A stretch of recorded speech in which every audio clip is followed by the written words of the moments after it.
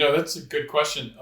My dad was an engineer. He worked for the Air Force and he helped design like the F-16 and the F-15. So I probably from birth felt like I was going to be an engineer.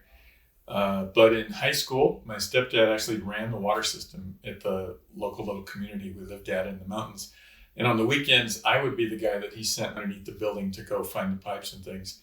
And then in the service, I worked as a machinist mate on submarines, working on piping systems. So when it came time to look for a job, it was just natural to find one where I could combine that engineering and pipes and pumps and water issues.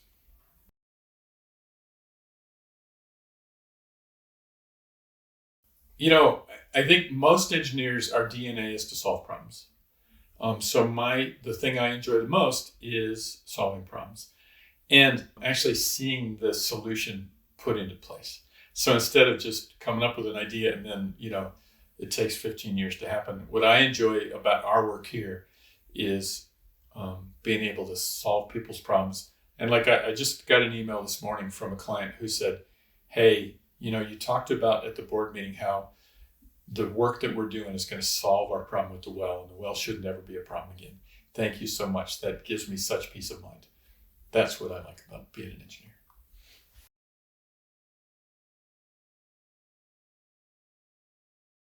I think maybe in our line of work, the way that we help folks the most is by getting them to stop and look at where they are and get a feel for what's going on with their system, what's broke, what's not, and then how to navigate through the next generation to keep that system going.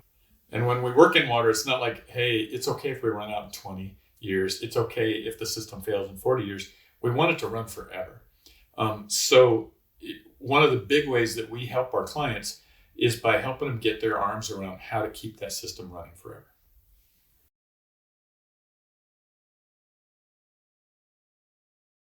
So I think maybe from a big perspective, one of the most impactful projects I worked on was developing the sustainability plan for the city of El Paso, and kind of working both with people in their community and throughout the organization to come up with a plan that wasn't just fluff and pie in the sky, but things that were concrete and measurable that we could do to make the community and the organization more sustainable.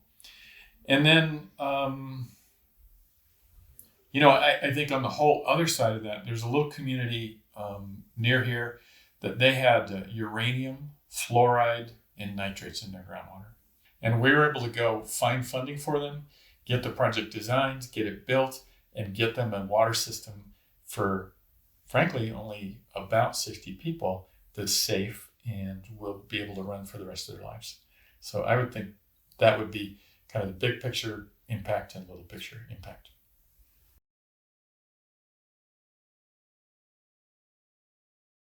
Maybe my first advice would be you should probably like math, or at least be able to handle math.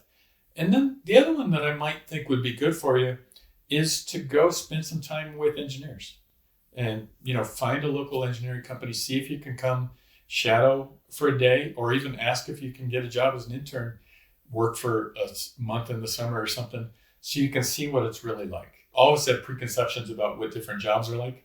And there's probably folks that think that engineers spend all day at their computers chunking numbers, which is not actually accurate. So I think actually seeing the work happen would be a really good idea.